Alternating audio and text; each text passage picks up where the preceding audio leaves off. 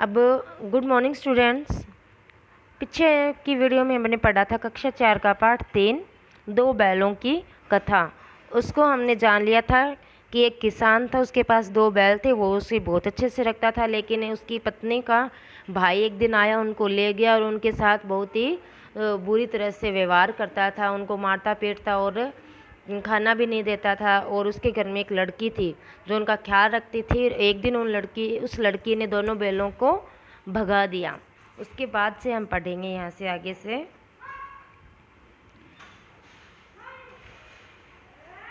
अब हीरा और मोती आज़ाद थे।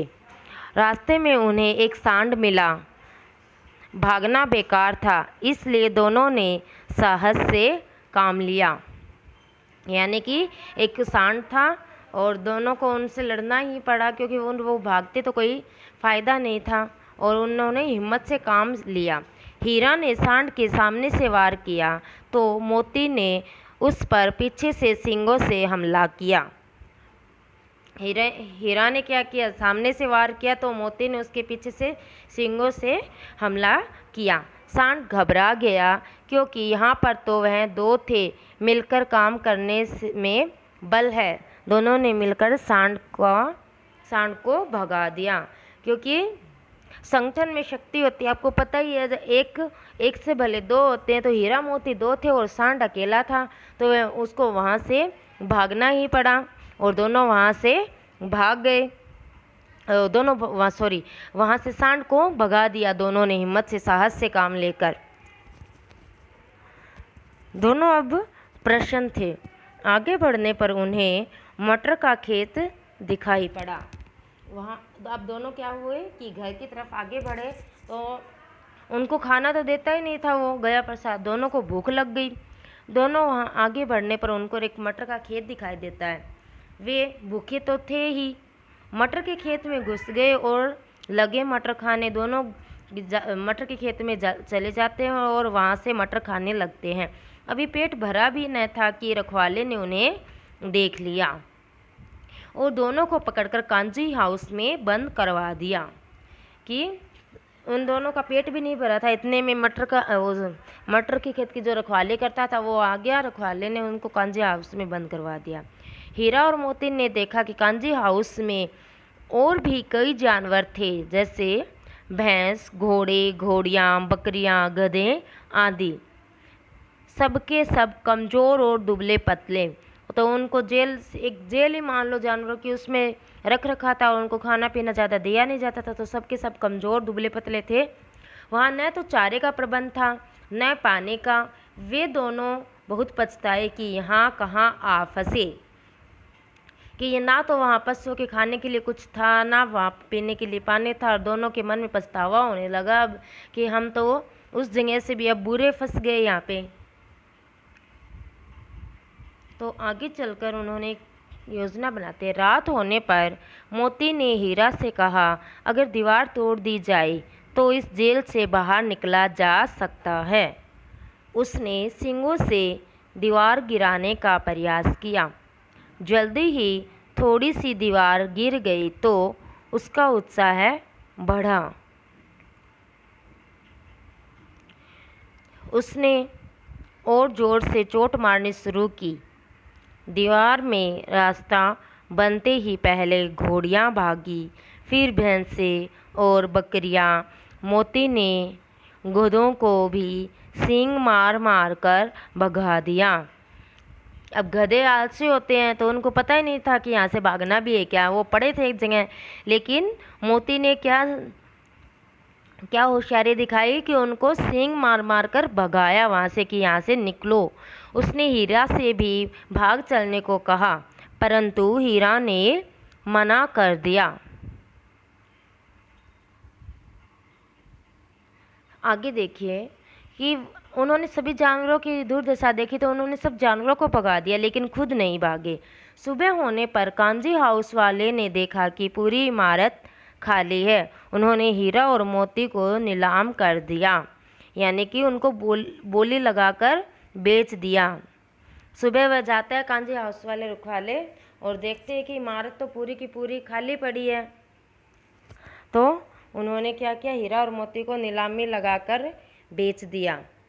नीलामी में सबसे ऊंची बोली एक व्यापारी बोली बोलकर एक व्यापारी ने उन्हें खरीद लिया।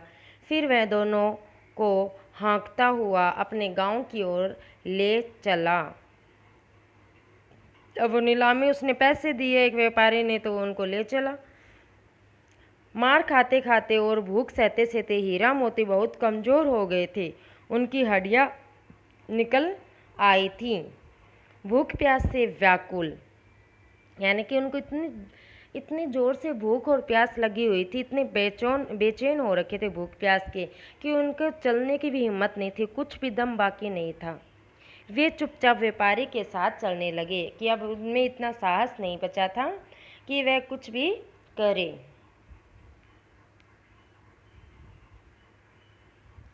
क्या जानवरों के साथ ऐसा व्यवहार उचित है? ऐसा व्यवहार जानवरों के साथ बिल्कुल भी उचित नहीं है। वे भी प्राणी हैं।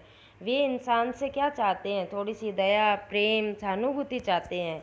तो हमें प्राणियों के साथ वैसा ही व्यवहार करना चाहिए जैसे कि वो चाहते हैं।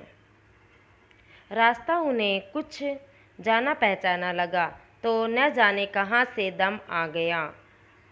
अब उनके घर की तरफ का रास्ता था, तो उनको जाना पहचाना लगा। जो उनके पैरों के लगा रास्ता था वो उनको अच्छा लगा, तो उनमें मतलब एक उमंग आई और वे दोनों तेजी से भागने लगे। आगे आगे दोनों बैल, पीछे पीछे व्यापारी। परंतु जब तक उन्हें पकड़ता तब तक दोनों बैल अपने घर पहुंच चुके थे। कि उनको एक हिम्मत आई, एक उमंग जागी, तो दोनों वो रास्ता देख के अपने घर का दोनों भाग निकले वहाँ से। व्यापारी पीछे पीछे दौड़ता हुआ आता है, दोनों अपने घर तक पहुँच गए जब तक व्यापारी उनको पकड़ता।